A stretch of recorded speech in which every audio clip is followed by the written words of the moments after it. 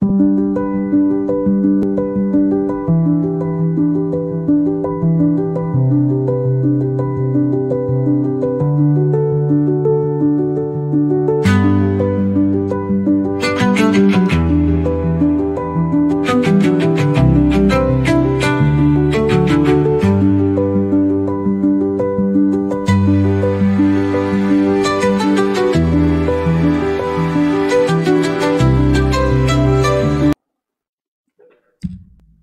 ছাত্রছাত্রীরা, আজকে দ্বাদশ শ্রেণীর লিকুইড স্টেট সেমিস্টার 3 এর চ্যাপ্টার 1-এ আজকের আলোচনা কলয়েড কণার আধানের উৎপত্তি। এগেন কলয়েড কণার আধানের উৎপত্তি। তোমরা এখানে একটা ছবি দেখতে পাচ্ছ। এখানে আমি একটি কলয়েডের একটা কলয়েড দ্রবণের একটি কলয়েড কণাকে দেখিয়েছি। এখন এই একটি কলয়েড কণা খুব স্বাভাবিকভাবেই দ্রবণে যখন চলে আসে, তো দ্রবণে কি হয় না, এই কলয়েড কণার যে এই যে সারফেস, এই যে সলিড, এই সলিডের কি হচ্ছে একটা এনার্জি লেভেলের ডিফারেন্স হয় লিকুইডের থেকে। তার জন্য কি হয়, এর মধ্যে যে পার্টিকেলসগুলো আছে সেই পার্টিকেলসের নেগেটিভলি চার্জড যে পার্টিকেল, এই টোটাল একটা কলয়েড কণার যদি ঋণাত্মক যে কণা, সেটা আমরা তো বলি ইলেকট্রন, এই পার্টিকেলসের মধ্যে আছে। তো নর্মালি এরা কি সারফেসের দিকে চলে আসে। একটা কলয়েড পার্টিকেলসে এটা যদি সলিড মোটামুটি মনে করে একটা কোনো পার্টিকেল, তো জলে যখন দেব না, এর যে কোনো সলিড পার্টিকেলের ইলেকট্রনসগুলো এই বাইরের দিকে চলে আসে। তাহলে ইলেকট্রনস কি করে না, এই দ্রবণে যদি কোনো অপোজিটলি চার্জড পার্টিকেল থাকে, তাহলে অবভিয়াসলি কি করবে, সে অ্যাট্রাক্ট করবে। এখন এর ঠিক যদি জলের অণু যদি বলি, জলের শুধু জল থাকতো, তাহলে জলের যে পজিটিভ হেডটা, জল তো একটা পোলার, তার পজিটিভ হেডটা এইভাবে অ্যাট্রাক্টেড হবে। তাহলে এই যে কলয়েড কণা, তার ঠিক নিয়ার বাই একটা স্টেশনারি লেয়ার বা একটা স্থির একটা লেয়ার তৈরি হলো। ঠিক দেখো, এই লেয়ারে ঠিক পরবর্তী লেয়ার, এইটাই হচ্ছে ইলেকট্রিক্যাল ডাবল লেয়ার। এখন এই সাবস্ট্যান্সের টোটাল যে চার্জ, এই পার্টিকেলটা যদি চার্জড হয়, তাহলে এই টোটাল চার্জটা কিন্তু জল বা এই জাতীয় কোনো কণা দ্বারা তার টোটাল চার্জটা কিন্তু কি করা যায় না, প্রশমিত করা যায় না। তখন কি করে, আরও কিছু সংখ্যক পজিটিভলি চার্জড কণা ধীরে ধীরে কি করে, মুভ করে এবং ডিফিউজ অবস্থায় এর চারিদিকে ঘিরে ধরে। তাহলে একটা কলয়েড পার্টিকেলসের যদি পার্টিকেলের নেচারটা নেগেটিভলি হয়, তাহলে তার চারিদিকে একটা পজিটিভলি একটা স্থায়ী স্তর আর একটা অস্থায়ী স্তর তৈরি হচ্ছে। প্রথম স্তরটা হলো তোমার স্টেশনারি লেয়ার, আর এরপর যে ডিফিউজ লেয়ারটা হচ্ছে, এটা একটা অস্থায়ী স্তর তৈরি হচ্ছে। এখান থেকে বোঝা গেল যে কলয়েড পার্টিকেলসগুলো অ্যাকচুয়ালি কি করে না, তার চারিদিকে পজিটিভ অথবা নেগেটিভ আধান কি করে, কন্টেন করে। অর্থাৎ তারা ধনাত্মক আধান তাদের সারফেসে থাকতে পারে, অথবা তাদের সারফেসে ঋণাত্মক আধান থাকতে পারে।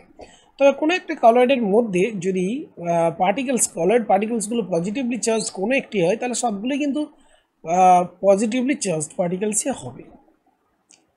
নর্মালি হাইড্রোফোবিক সলগুলো নর্মালি দু ধরনের আমরা কলয়েড পার্টিকেলস দেখি, একটা হচ্ছে পজিটিভলি চার্জড আর নেগেটিভলি চার্জড। হাইড্রোফোবিক সল পজিটিভ এবং পজিটিভলি চার্জড কলয়েড হতে পারে, আবার নেগেটিভলি চার্জড কলয়েডও হতে পারে। সিমিলারলি হাইড্রোফিলিক সল এরাও পজিটিভলি অথবা নেগেটিভলি চার্জড পার্টিকেল হতে পারে। তো এখন প্রশ্ন হলো যে একটা লিকুইডের মধ্যে কিভাবে এই রকম ইলেকট্রিক্যাল লেয়ার, ডাবল লেয়ার তৈরি হচ্ছে। কলয়েড পার্টিকেল তার চারিদিকে কিভাবে বর্ণাত্মকভাবে আসলে ধনাত্মক বা ঋণাত্মক যে আয়ন, সেগুলোকে অধিশোষণ করে, সেগুলো আমরা একটু জেনে নেব। দেখো, প্রথমেই বলি যে এই যে কলয়েড পার্টিকেলসগুলো, এই কলয়েড পার্টিকেলসগুলো নর্মালি বিভিন্নভাবে তৈরি হতে পারে।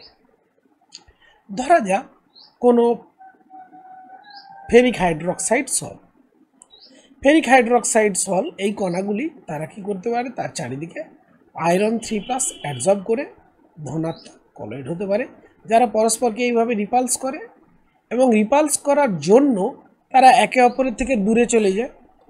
তার ফলে কি হয়, এরা কখনোই কলয়েডের মধ্যে থিতিয়ে পড়ে না, অর্থাৎ তারা কোয়াগুলেট করে না, তার মানে স্টেবিলিটি গেইন করে। তো এরকম দু ধরনের কলয়েড হতে পারে, পজিটিভলি অর নেগেটিভলি কলয়েড। আমরা এই দু ধরনের কলয়েডের উৎপত্তির কারণ জেনে নেব।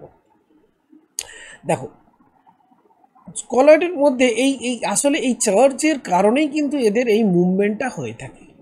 চার্জ যেহেতু গ্রো করে তার জন্যই একে অপরকে রিপালস করে এবং এদের একটা জিগজ্যাগ মোশন তৈরি হয়। এই জিগজ্যাগ মোশনই হচ্ছে ব্রাউনিয়ান মোশন।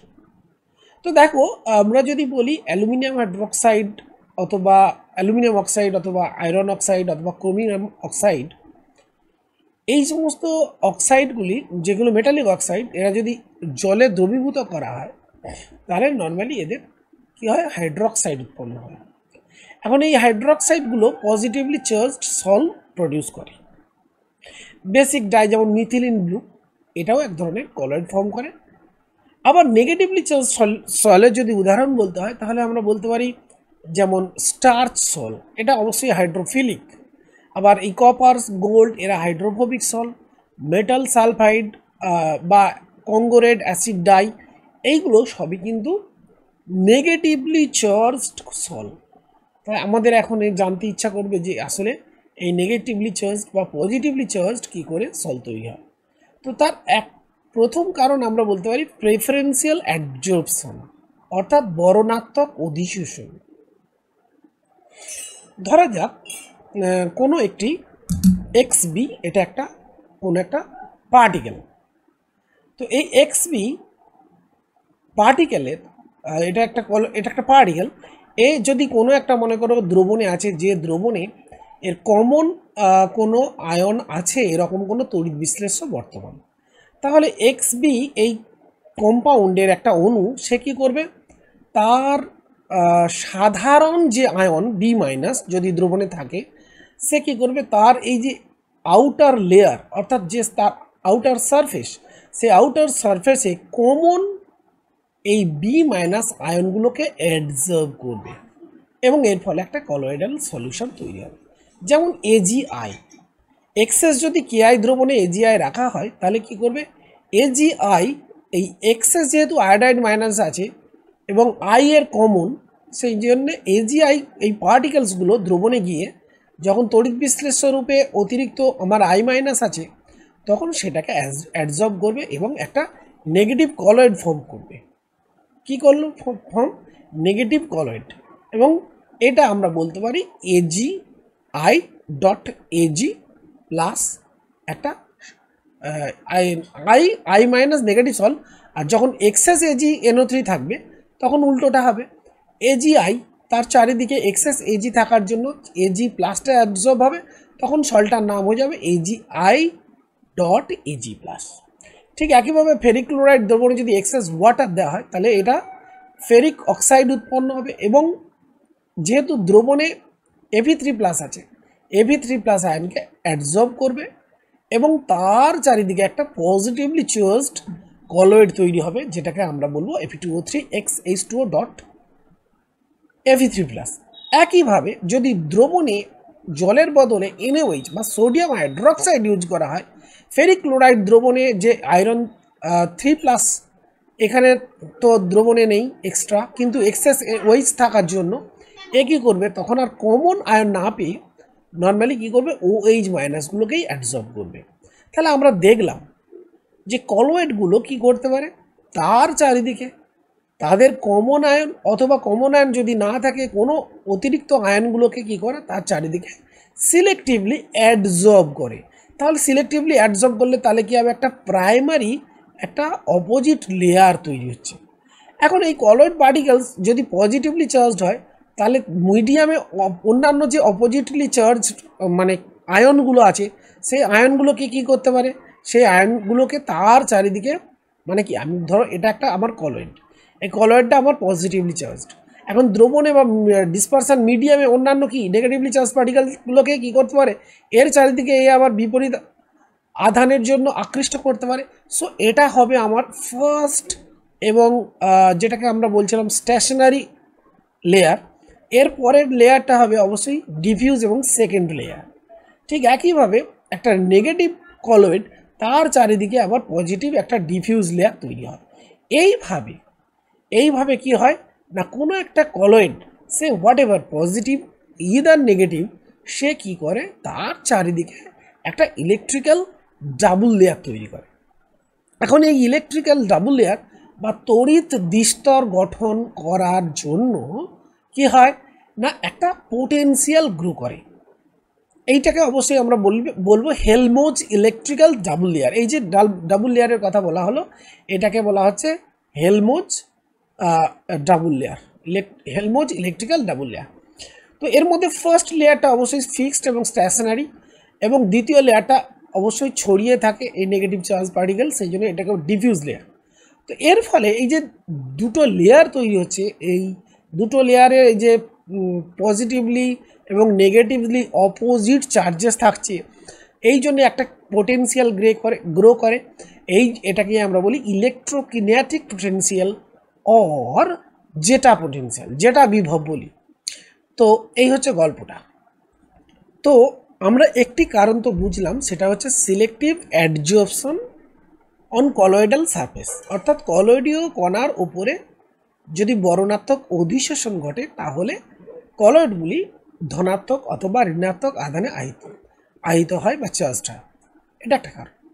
এখন যদি প্রশ্ন করা হয় যে লায়োফিলিক কলয়েড আসলে কিভাবে স্টেবিলাইজড হয়, how hydration or solvation layer stabilizes lyophilic colloid. দেখো, বলা আছে লায়োফিলিক কলয়েড আমরা কাকে বলি। প্রথমে তার সংজ্ঞাটা তুমি মনে করো, সেখানেই তুমি পাবে যে বলা হচ্ছে যে strong interaction to medium. So lyophilic colloids are stabilized mainly by solvation or hydration, not just by electrical charge. The solvation layer plays a key role in preventing aggregation of colloidal particles. Means, দেখো কি বলতে চাইছে, ধরো আমার এটা একটা স্টার্চের, এটা একটা আমার কলয়েড স্টার্চ সলে স্টেট আমার একটা স্টার্চ অণু। তো এ কি করে, ওয়াটারের প্রতি কি থাকে, এর একটা কি গ্রেট ইন্টারাকশন থাকে ওয়াটার লাভিং হওয়ার জন্যে। এ তার চারিদিকে, মানে এর আউটার সারফেসের চারিদিকে কি করে, অবভিয়াসলি কি করে না, তার চারিদিকে ওয়াটার মলিকুলসগুলোকে অ্যাবজর্ব করে। অবভিয়াসলি এখানে বলতে পারি এটা যে স্টার্চ মলিকুল, এর নেগেটিভলি চার্জড মানে পার্টগুলো, অর্থাৎ ইলেকট্রনসগুলো কি হয় না, এর আউটার সারফেসের দিকে কি করে চলে আসে, সারফেসের দিকে চলে। তাহলে ওয়াটার মলিকুল আমরা জানি কি হয়, নর্মালি পোলার হয়। তাহলে এই পোলার মলিকুলসগুলোর কী হবে, পজিটিভ পোলসগুলো কী করবে, একে সারাউন্ড করবে। ঠিক আছে, পজিটিভ পোলসগুলো একে সারাউন্ড করবে। তাহলে এর মধ্যে একটা কি স্ট্রং ইন্টারাকশান গ্রো করবে। হ্যাঁ, প্রত্যেকটা কি বলবো, প্রত্যেকটা সলিড মলিকুল তার ইন্ট্রিনজিক একটা কি বলে, সহজাত একটা ধর্ম থাকে, যে তার মধ্যে যে নেগেটিভ পার্টিকেলসগুলো আছে, নেগেটিভ পার্টিকেলস মানে ইলেকট্রনস আছে, সেই ইলেকট্রনগুলোকে ডিফিউজ করে। অর্থাৎ কোথায় ডিফিউজ করে না, টু দ্য সারফেস, এই সারফেস লেয়ারের দিকে ডিফিউজ করে। হ্যাঁ, তোমরা ফিজিক্সেও পড়েছো যে সবসময় একটা গোলকের তার বাইরের দিকে নেগেটিভ চার্জটা কী হয়, ডিস্ট্রিবিউটেড থাকে। ঠিক এই কারণেই এটা একটা পার্টিকেল, যে পার্টিকেল কী করলো, অ্যাবজর্ব করলো এখানে ওয়াটার, বা অ্যাকচুয়ালি সলভেটেড করলো, ওয়াটার মলিকুলসকে কী করলো, সলভেট করলো। অর্থাৎ যে মিডিয়াম থাকবে লায়োফিলিক মিডিয়াম, সেই মিডিয়ামকে মিডিয়ামে সলভেটেড হয়ে গেল। তাহলে তার চারিদিকে একটা কি হলো না, একটা লেয়ার তৈরি হলো। এই লেয়ারের ফলে কি হবে, সিমিলার এরকম আর একটা পার্টিকেল যখন এর কাছে আসবে, এরকম সিমিলার এরকম একটা পার্টিকেল, ধরো স্টার্চ, তার চারিদিকে এরকম ওয়াটার মলিকুলস আছে, এরকম যখন আর একটা আসবে, তাহলে কী করবে, একে অপরের সঙ্গে এগ্রিগেট করবে না। কি করবে না, এগ্রিগেট, অর্থাৎ সমষ্টিগত হতে পারবে না, সমষ্টি হতে পারবে না, একে অপরের সঙ্গে কোয়াগুলেট করতে পারবে, ফ্লকুলেট করতে পারবে না, তারপরে একে অপরের সঙ্গে যুক্ত হতে পারবে না, ফলে তারা একটা স্টেবিলাইজেশন পাবে। কোথায়? এই দ্রবণে, এই কলয়েডাল সিস্টেমের মধ্যে তারা একটা স্টেবিলিটি গ্রো করবে।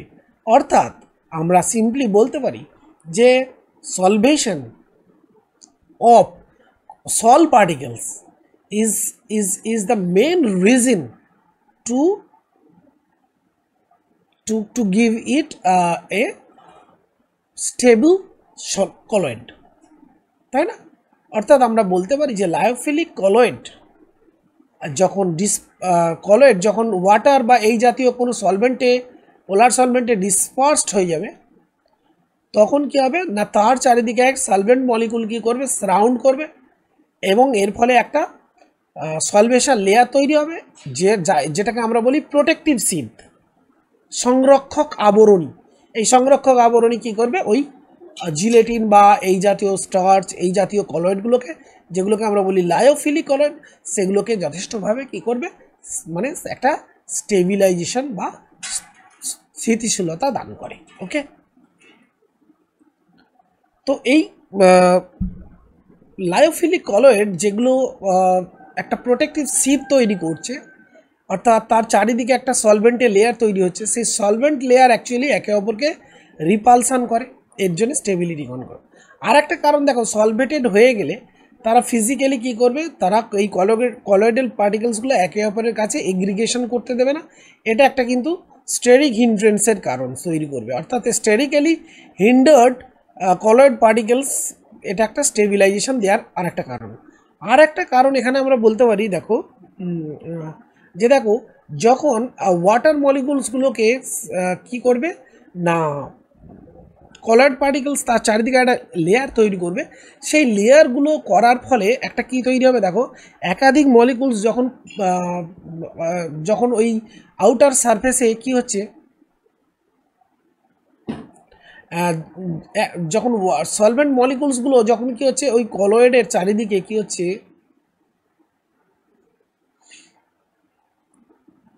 এগুলো আউটার সারফেসে যখন কি হচ্ছে অ্যাবজর্বড হচ্ছে অথবা সলভেটেড করছে এই পার্টিকেলসটাকে, ঠিক আছে, এটা একটা মনে করো স্টার্চের পার্টিকেল, তার ফলে কি হয়, এই এই সিস্টেমের মধ্যে পার্টিকেলসের যে কি বলবো স্টেবিলিটি বাড়ায়। তার কারণ দেখো, আমরা জানি entropy is a great factor.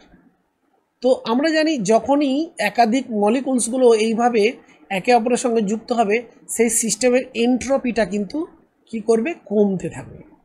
এবং এনট্রপি কমে যাওয়া, এই এনট্রপি কমে যাওয়া নর্মালি আমাদের মনে হয় কি, এনট্রপি কমে যাওয়া এটা একটা নন স্পন্টেনিয়াস, কিন্তু এনার্জেটিক্যালি যদি আমরা ভাবি, এইভাবে ফরমেশন করার ফলে এই প্রসেসটা এনার্জেটিক্যালি ফেভারেবল হয় due to strong colloid solvent interaction. অর্থাৎ এইভাবে একটা কলয়েড আর একটা কলয়েডকে যে এইভাবে রিপালস করছে, এটা এনার্জেটিক্যালি ফেভারেবল, এবং এর ফলে এই সিস্টেমের ফ্রি এনার্জি অর্থাৎ ডেল্টা জিটা কিন্তু নেগেটিভ হয়ে যায়। অর্থাৎ আমরা ডেল্টা জি সমান যে আমরা জানি ডেল এইচ মাইনাস টি ডেল এস, এখানে যদিও এন্ট্রপি ফ্যাক্টরটা নেগেটিভ, অর্থাৎ নাম্বার অফ পার্টিকেলস এই কোয়াগুলেশনের এইভাবে সলভেন্ট ইন্টারাকশানের ফলে কমে যাচ্ছে, তা ডেল্টা এস নেগেটিভ, টোটাল টি ডেল্টা এস এটা কিন্তু হয়ে যাবে কি পজিটিভ। কিন্তু এখানে আমার ডেল্টা এইচটা হচ্ছে এনার্জিটিক্যালি ফেভারেবল হওয়ার জন্য এটা নেগেটিভ হয়, তাহলে টোটাল মানে ওভারঅল নেগেটিভ প্লাস পজিটিভ, এই ভ্যালুটা টোটাল হয় নেগেটিভ। এর ফলে এটা একটা এনার্জেটিক্যালি ফেভারেবল প্রসেস, এবং এই জন্য সিস্টেমটা যথেষ্টভাবে কি করে, স্টেবিলিটি গেইন করে।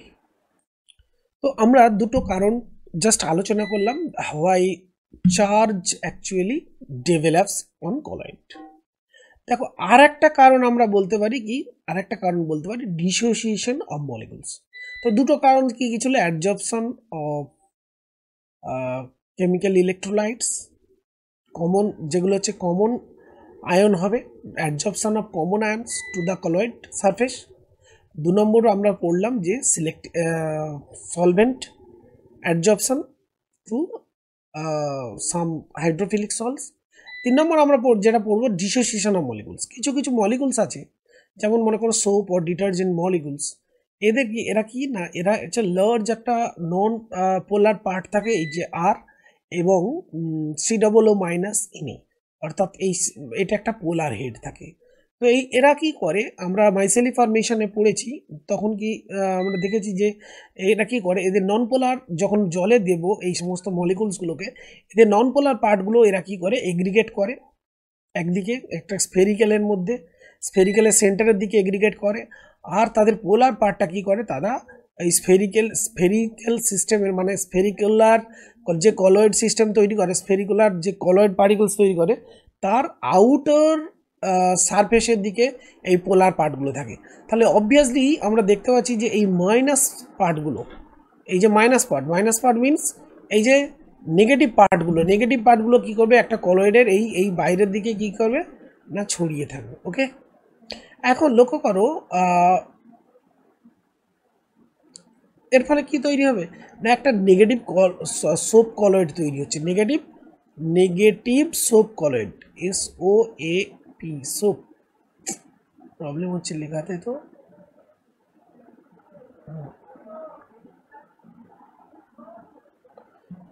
SOAP সোপ অ্যাজ কলয়েড, যেটা আমাদের হয়ে যাচ্ছে নেগেটিভ। সিমিলারলি যদি আমরা প্রোটিনের কথা বলি, প্রোটিন দেখো NH2X COOH, হোয়াট এভার, এই এক্সটা কী হতে পারে, এখানে কোনো R গ্রুপ হতে পারে, কোনো যে কোনো একটা গ্রুপ হতে পারে। তো এখানে দেখো এরা নর্মালি ডিফারেন্ট যখন পিএইচ লেভেল হয় না, যখন পিএইচ মানে লেভেল মানে H+ কনসেন্ট্রেশন যখন খুব হাই হয়, অর্থাৎ যখন পিএইচ লো হয়,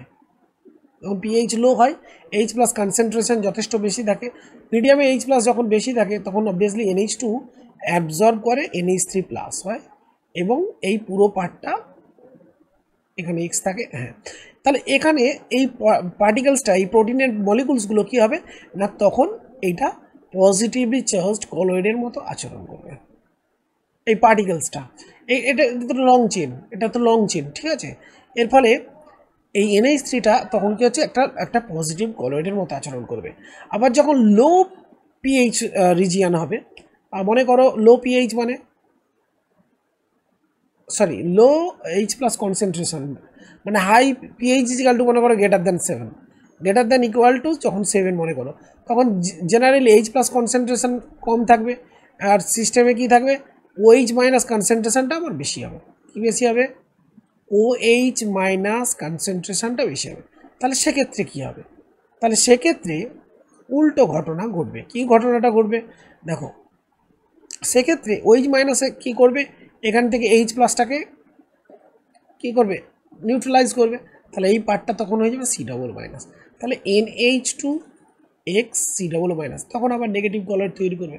তাহলে ডিফারেন্ট পিএইচ লেভেলে এ কখনো পজিটিভ কলয়েড আবার কখনো নেগেটিভ কলয়েডের মতো আচরণ করবে। সো ডিসোসিয়েশন অফ মলিকুল, এই যে মলিকুল কী হচ্ছে বিভিন্ন মিডিয়ামে পিএইচ লেভেলে এটা ডিসোসিয়েটেড হচ্ছে। এই যে সব মলিকুলস, এই যে বিভিন্ন মানে সব মলিকুলস, এটা কি হচ্ছে, এটা আবার ডিসোসিয়েটেড হয়ে গিয়ে এই যে ক্যাটায়ন আয়ন তৈরি করছে সিস্টেমের মধ্যে।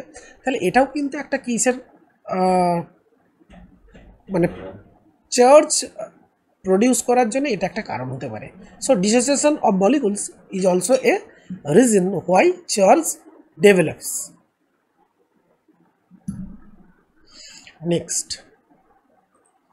Next and the last, hydrophobic সল্টসের ক্ষেত্রে দেখো অনেক সময় কি হয়, ইলেকট্রো ডিপোজিশন মেথড, এই ইলেকট্রো ডিপোজিশন মেথড যেটা আমরা ব্রেডিগের ইলেকট্রো ডিপোজিশন মেথডে আমরা হাইড্রোফোবিক সল্ট প্রডিউস করেছি, যেমন সিলভার সল্ট, গোল্ড সল্ট, এদের ক্ষেত্রে সাধারণত চার্জড মানে কলয়েডগুলো কীভাবে পজিটিভলি অথবা নেগেটিভলি চার্জড হয়। বলা হচ্ছে যে যখন কোনো পার্টিকেল ধরো এটা ডিপোজিটেড হচ্ছে, তো এর ধরো এখানে সিস্টেমে তৈরি হচ্ছে আমার সিলভার বা AU সল্ট, তো এরা যখন নিচের দিকে এই মুভ করবে না, তখন এরা কি করবে না, সলভেন্টের মধ্য দিয়ে, ধরে নাও এখানে ওয়াটার অ্যাজ এ সলভেন্ট, এই সলভেন্টের মধ্য দিয়ে যখন যাবে তো এই যাওয়ার সময় কি হবে না, এই সলভেন্টের মলিকুলসের সঙ্গে একটা কলিশন তৈরি হবে।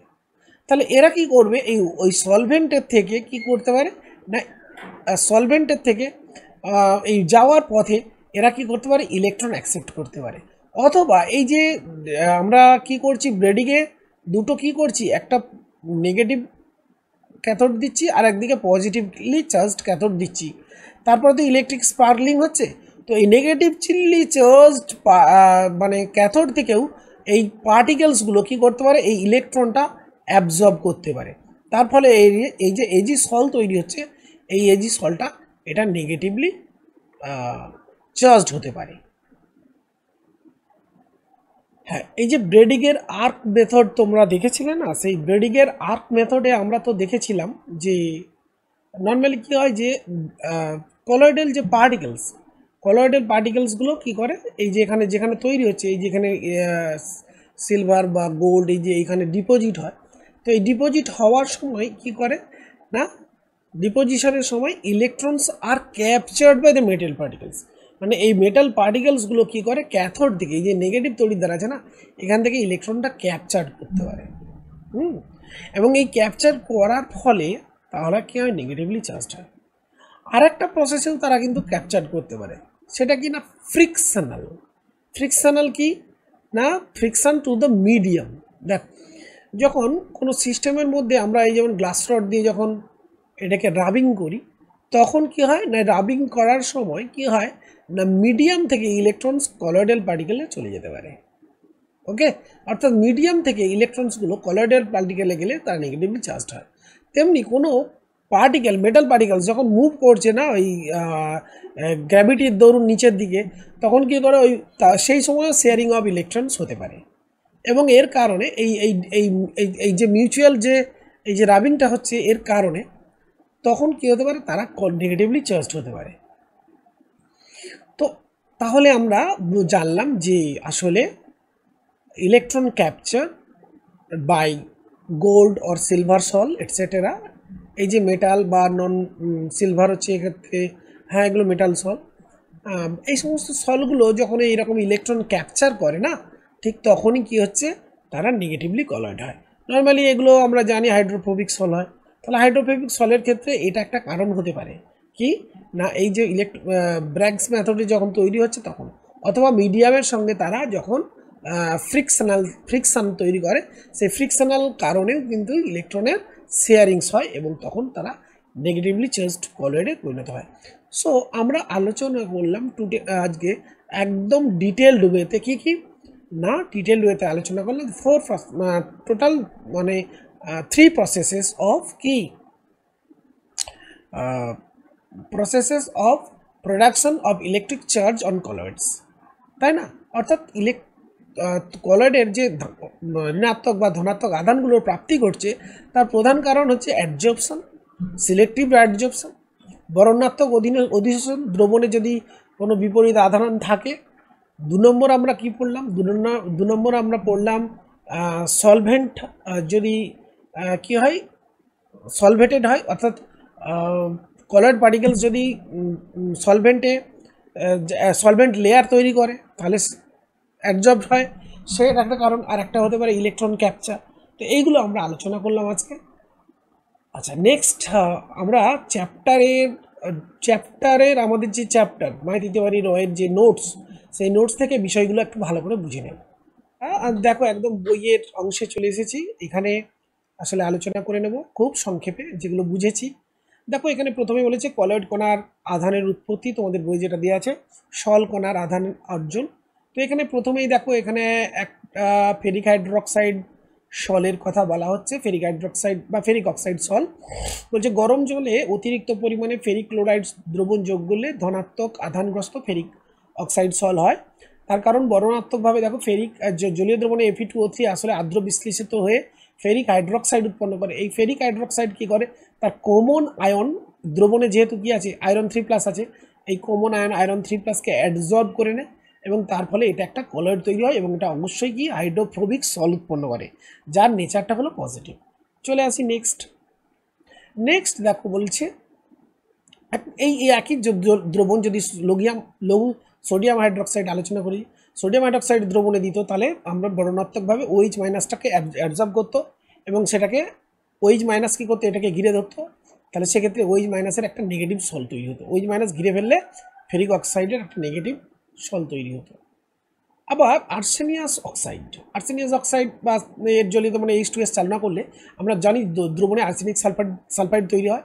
এখন এই আর্সেনিক সালফাইড জলীয় দ্রবণে কি হয়, আর্সেনিক AS3+ এবং S2- এই হিসেবে দ্রবীভূত হয়। এখন দ্রবণে যেহেতু H2S আছে, অবভিয়াসলি S2- আছে, তাহলে কমন আয়ন কি AS2S3, S2- কমন পাচ্ছে, সেই জন্য এটা অ্যাডজর্পশন হলো এবং এটা নেগেটিভ কালার তৈরি হলো। এবার এখানে দুটো পার্ট দেখো, খুব ইম্পর্টেন্ট। সিলভার নাইট্রেটের লঘু দ্রবণে অতিরিক্ত পরিমাণে KI, তাহলে KI মানে I- দ্রবণে আছে। এখন এটা রাসায়নিক বিক্রিয়া করে তৈরি করে কি AgI, AgNO3 সঙ্গে KI রিয়াকশানে সিম্পলি তৈরি হবে AgI। তো AgI কি করবে, অবভিয়াসলি I এর কমন I- অ্যাডজর্ব করবে, এবং যেই I- এটা প্রাইমারি লেয়ার হলো, তেমনি দ্রবণে অতিরিক্ত কি আছে K+ থাকার কারণে K+টাকে অ্যাডজর্ব করলো, ফলে এটা সেকেন্ডারি লেয়ার তৈরি হলো, যেটা আমরা আলোচনা করেছিলাম ইলেকট্রিক্যাল ডাবল লেয়ার। সো এখানে আমরা নেগেটিভ একটা AgI সলকণা পেলাম। নেক্সট চলে আসি সিলভার নাইট্রেট দ্রবণ। যদি অতিরিক্ত পরিমাণে সিলভার নাইট্রেট দ্রবণ দেওয়া হয় KI এর লঘু দ্রবণে, তাহলে অবভিয়াসলি কী হবে না, তৈরি হবে প্রথমে AgI। এখন AgI এর মধ্যে দ্রবণে যেহেতু AgNO3 আছে অতিরিক্ত, তাহলে Ag+ প্রচুর আছে, তাহলে প্রথমে প্রাইমারি যে লেয়ার সেটা Ag+ দিয়ে এটাকে কি করবে, সারাউন্ড করবে, তাহলে এর ফলে তৈরি হবে একটা পজিটিভলি চার্জড কলয়েড। তাহলে অবভিয়াসলি তার অপোজিটলি চার্জড NO3- এটাকে কি করবে, ঘিরে ফেলবে। সো এটা হবে আমার একটা ডিফিউজ সেকেন্ডারি লেয়ার। ওকে, তো এই হচ্ছে, তাহলে আমরা এইভাবে উপস্থাপন করব। সংকেতের সাহায্যে কীভাবে উপস্থাপন করব না, AgI একটা সল থার্ড ব্র্যাকেট, তারপরে যেহেতু Ag+ ঘিরছে, তাহলে সেক্ষেত্রে আমরা লিখবো Ag+, এই যে এখানে দেখানো হচ্ছে Ag+, আর তার চারিদিকে NO3-। আর যেক্ষেত্রে Ag আগেরটা যেখানে আমার ছিল KI অতিরিক্ত ছিল AgNO3 জলীয় দ্রবণে, সেক্ষেত্রে AgI তৈরি হলো সল, সে সারাউন্ডেড হলো বাই এই I-, যেটা নেগেটিভ কলয়েড, এবং সেকেন্ডারি ডাবল লেয়ার হলো K+। এখানে এই যে রেড মার্ক দিচ্ছি, মানে এটা আমার সেকেন্ড ডাবল লেয়ারটা, যেটা আমার হচ্ছে ডিফিউজ লেয়ার, সেটা বোঝানোর জন্য K+ এর ডিফিউজ লেয়ার, আর I- এটা হচ্ছে স্টেশনারি একটা লেয়ার, যেটা প্রাইমারি লেয়ার। ওকে, এরপর আমরা যেটা আলোচনা করেছিলাম যে একটা কলয়েড তার চারিদিকে যে পজিটিভ অথবা নেগেটিভ চার্জ কলয়েড মানে চরিত্র তৈরি হয়, সেটা কারণ হতে পারে আয়নীয় বিয়োজনের ফলে, ডিসোসিয়েশন অফ কলয়েডস, মানে ডিসোসিয়েশন অফ পার্টিকেলস, হ্যাঁ, কোনো অণুর বিয়োজনের ফলে তৈরি হতে পারে। যেমন জলের মধ্যে সোডিয়াম অ্যাসিটেট বা পামিটেট বা ডিটারজেন্ট ইত্যাদি যখনই আমরা মেশাই, তখন কি হয়, একটা মাইসেল ফর্ম হয়, তড়িৎবাহিত কলয়েড কণার একটা তৈরি হয় মাইসেলের কনসেপ্ট আমরা ক্লাস 10-এ পড়েছি, যেখানে একটা মাইসেলের ওই যে দেখিয়েছিলাম যে ভেতরের দিকে নন পোলার পার্ট আর বাইরের দিকে আমার পোলার পার্ট থাকে। ওকে, এই আলোচনা আমরা করেছি। তো তাহলে আমরা যেটা বুঝলাম, 1 নম্বর এখানে দিয়েছি ধাতব সল, এটা কি হচ্ছে, এটা হচ্ছে ধনাত্মক আধানগ্রস্ত কলয়েড। যত এই যে FeOH3, AlOH3, TiO2 এগুলো ধাতব সল, এগুলো সবই ধনাত্মক হলো। আর ঋণাত্মক যেটা আগে আলোচনা করেছিলাম, গোল্ড, প্ল্যাটিনাম, কপার, যে সমস্ত এই যে পজিটিভ কলয়েড, এগুলো সবই হচ্ছে আমার এই এই এই এই যে এগুলো যে মেটাল সল, এগুলো সবই আমার ঋণাত্মক। এগুলো একটু জেনে রাখার দরকার আছে, কারণ এখান থেকে কোশ্চেন হতে পারে MCQ। নেক্সট দেখো হাইড্রেটেড যেগুলো সল, যেমন অ্যালুমিনিয়াম অক্সাইড মানে অ্যালুমিনিয়াম হাইড্রোক্সাইড তৈরি করে, ফেরিক অক্সাইডের হাইড্রেটেড অবস্থা মানে ফেরিক হাইড্রোক্সাইড, কমিক হাইড্রোক্সাইড ইত্যাদি, এরা কিন্তু সবাই হবে পজিটিভলি চার্জড। আর arsenic sulphide, antimony sulphide, cadmium sulphide, lead sulphide, copper sulphide, এগুলো সবই হবে আম্লিক। আর জৈব দ্রবণ যদি আমরা বলি, জৈব যৌগের দ্রবণ মিথিলিন ব্লু, এটা পজিটিভলি, আর এটা ইওসিন বা কঙ্গো রেড, এটা আম্লিক রঞ্জক, এরা নেগেটিভলি চার্জড কলয়েড তৈরি করে। সাবানের জলীয় দ্রবণ গামস, কেসিন, স্টার্চ, অ্যালুমিন, এগুলো নর্মালি আমরা জানি, এই যে এইগুলো আমরা কি, এই যে গাম, কেসিন, স্টার্চ, এগুলো লায়োফিলিক কলয়েড, এগুলো নর্মালি নেগেটিভলি কলয়েড হয়। সাবানও আবার নেগেটিভলি কলয়েড হয়, আলোচনা করেছি। রক্ত নেগেটিভলি কলয়েড। এখন প্রশ্ন হতে পারে রক্ত কেন নেগেটিভলি কলয়েড হচ্ছে। দেখো রক্ত, আমরা যদি রক্তে আয়রন 3+ আমরা তো জানি পোরফাইরিন রিং সিস্টেমের মধ্যে হিমোগ্লোবিনে আয়রন 3+ থাকে, তার মানে আয়রন 3+ সে কী করবে, রক্তের অর্থাৎ যে রক্তরস এই অংশ থেকে নেগেটিভলি পার্টিকেলসগুলো কী করবে, অ্যাবজর্ব করবে। তাহলে রক্তের চারিদিকে কী হবে, একটা নেগেটিভ, ভুল বললাম, রক্ত আয়রন 3+ হওয়ার জন্য এটি কী হবে, পজিটিভলি চার্জড একটা কলয়েড তৈরি হবে। তো আমি এটা একটু দেখিয়ে দিচ্ছি। দেখো, আচ্ছা, এখানে একটুখানি আমার এডিটোরিয়াল মিস্টেক, রক্তে হিমোগ্লোবিনের কথা বলা হচ্ছে। রক্তে হিমোগ্লোবিন এটা এক ধরনের প্রোটিন। হিমোগ্লোবিন হচ্ছে এক ধরনের প্রোটিন, যেটা গ্লোবিন, হিম প্রোটিন থাকে। আচ্ছা, এই হিম প্রোটিন আসলে amphoteric in nature. Amphoteric means actually actually কী করে না, এর পজিটিভ এবং নেগেটিভ চার্জেস ক্যারি করতে পারে। They can carry positive negative charges depending on the pH. তার মানে এর আসলে এই প্রোটিন হওয়ার কারণে, অর্থাৎ প্রোটিন বা অ্যামাইনো অ্যাসিডের নেচার কি না, এদের অ্যাম্ফোটেরিক বিহেভিয়ার, মানে এটা কি, এদের গ্রুপ এমনই থাকবে, NH2 গ্রুপ এক প্রান্তে আর অন্য প্রান্তে COOH। তাহলে অবভিয়াসলি লোয়ার পিএইচ, মানে পিএইচ যখন আইসোইলেকট্রিক পয়েন্ট, তো আমরা জানি যে পয়েন্টে তার কোনো কী থাকে না, কোনো মুভমেন্ট থাকে না, কোনো আসলে কোনো পজিটিভ অথবা নেগেটিভ কোনো চরিত্র থাকে না। তো আইসোইলেকট্রিক পয়েন্টের নিচে যখন লোয়ার পিএইচ, তখন সে NH3+ অর্থাৎ পজিটিভ সলের মতো আচরণ করে। আবার যখন এটা বেসিক কন্ডিশনে চলে যায়, অর্থাৎ গ্রেটার দেন 7, তখন সেটা কী হচ্ছে না, জলীয় দ্রবণটা নেগেটিভ হয়। তাহলে অবভিয়াসলি তখন কী হবে, নেগেটিভ সল। কাজেই রক্ত যখন বলবো, যেহেতু রক্তের আমরা জানি পিএইচ গ্রেটার দেন 7, সেক্ষেত্রে নেগেটিভ সলের মতো আচরণ করবে। কিন্তু হিমোগ্লোবিন, রক্তের উপস্থিত যে হিমোগ্লোবিন, যদি আমরা লোয়ার পিএইচে বলি, লোয়ার পিএইচ মানে লেস দেন, এখানে যেহেতু আইসো ইলেকট্রিক পয়েন্ট ওর হচ্ছে 6.8, অতএব তার নিচে এটা কিন্তু পজিটিভ সলের মতো আচরণ করবে। ওকে, তো এটা আমরা মনে রাখবো যে আসলে রক্ত নেগেটিভ সল, বাট হিমোগ্লোবিন এটা আইসোইলেকট্রিক পয়েন্টের নিচে এটা আসলে পজিটিভ সলের মতো আচরণ করে। তো তাহলে রক্তে উপস্থিত হিমোগ্লোবিন, এটা আমরা বলতে পারি যে পজিটিভ সল, এটা আমরা বলতে পারি।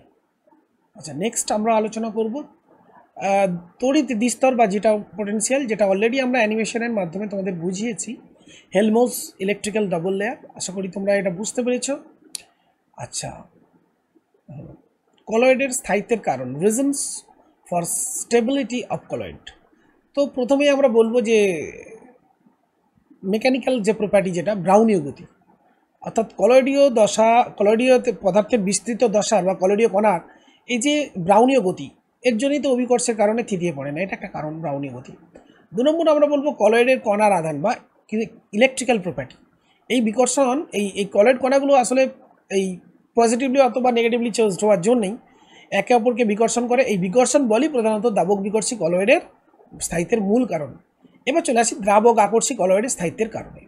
তো দ্রাবক আকর্ষী কলয়েডের ক্ষেত্রে বিস্তৃত দশার কণাগুলির এই যে জিটা পোটেনশিয়াল, আমরা যেটা বলছিলাম যে ডাবল লেয়ার, এটা ছাড়াও মুক্ত অণুর পরিমাণ বেশি থাকে। এদের ক্ষেত্রে স্থায়িত্বের প্রধান কারণ বিস্তৃত দশা এবং মাধ্যমের প্রতি আসক্তি, যেটা বলেছিলাম, অর্থাৎ সলভেন্ট লেয়ার ফরমেশন, অর্থাৎ মাধ্যমের একটা স্তর তৈরি করেছে। তো কলয়েড, এই ধরনের কলয়েড মানে লায়োফিলিক কলয়েড, এরা কিন্তু ধনাত্মক ঋণাত্মক 2 আধানযুক্ত হতে পারে। কিন্তু এই আধানগ্রস্ত হওয়া যেমন এটা যেমন হতে পারে, এর কারণে যেমন তারা স্থায়িত্ব পায়, ঠিক তেমনি এই সলভেন্ট অ্যাডজর্পশনের কারণেও কিন্তু স্থায়িত্ব পায়। এই যে বলেছে কণাগুলি এক প্রকারের আয়ন বা অণু দ্বারা আধান বিশিষ্ট হয় এবং আধানের জন্যই কলয়েড কণাগুলি পরস্পরের মধ্যে একটা বিকর্ষণ বল, এই বিকর্ষণ বলের কারণেই একত্রিত হয় না এবং এগ্রিগেট করে না কখনোই বিকর্ষণ বলের। তবে এই বিকর্ষণ বলের মান কমে গেলে কলয়েড কণাগুলো কিন্তু থিতিয়ে পড়তে পারে বা অধক্ষিপ্ত হতে পারে।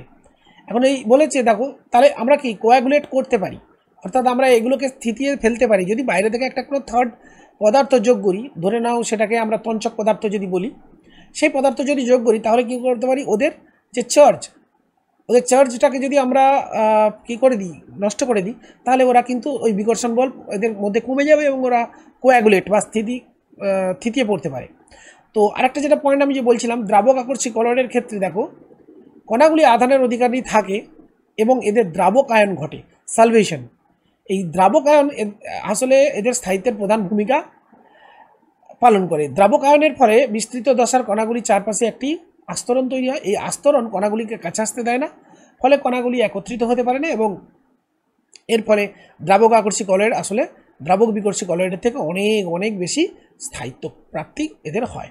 তো নেক্সট আমরা আলোচনা করব আসলে তঞ্চন এবং দ্রাবক বিকর্ষী কলয়েড বা সাধারণত দ্রাবক আকর্ষী কলয়েডদের তঞ্চন করা খুব মুশকিল, করা যায় কারণ এরা যথেষ্ট স্থায়ী, কিন্তু দ্রাবক বিকর্ষী কলয়েডদের সহজেই তঞ্চিত করা যায়। এইসব নিয়ে পরের আলোচনা আমরা পরের লেসনে করব।